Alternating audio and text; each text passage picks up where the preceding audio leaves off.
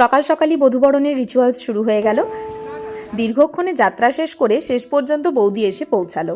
তারপরে বরণ পর্ব চললো। সত্যি একে বিয়ের জন্য এত রাত জাগা, তারপরে আবার এতটা যাত্রা, ভীষণ হেক্টিক ব্যাপার। আর তারপরে আলতা পায়ে ঘরে ঢোকা, যেটা রিচুয়ালসের মধ্যে আমার ভীষণ প্রিয়।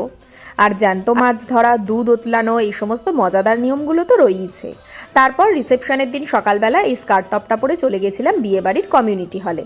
আসলে এখন নিজের স্পেশাল দিনের জন্য এতটাই ব্যস্ততা যে অনিন্দদার বিয়ের সমস্ত ইভেন্টগুলো টাইমলি নিয়েই আসতে পারছি না। সেখানে গিয়েই দেখি জায়গাটাকে সাজানো চলছে। অন্যান্যদের রিসেপশনে দুপুরের খাওয়াটা বেশিরভাগ সময় বাড়িতে হয় বলে ডেকোরেশনটা দেখার সৌভাগ্য হয় না। তারপর দুপুরের খাবার সেরে ফুলসজ্জার খাট সাজাতে চলে গেছিলাম। এই অভিজ্ঞতাটা আমার জীবনে একদম প্রথম, যেটা ভীষণ ভালো লেগেছে। আর তার সাথে সাথে এতগুলো নতুন মানুষের সাথে পরিচয় হয়েও বিয়েবাড়িটা আরো বেশি জমে উঠেছিল। তোমরাও বলো তো কেমন হয়েছে। যাই হোক, খুব চেষ্টা করছি রিসেপশনে ব্লগটা দিয়ে অনিন্দদার বিবাহ পর্বটা শেষ করার, কারণ এবার নিজের বিবাহ পর্বে ঢোকার সময় এসে গেছে।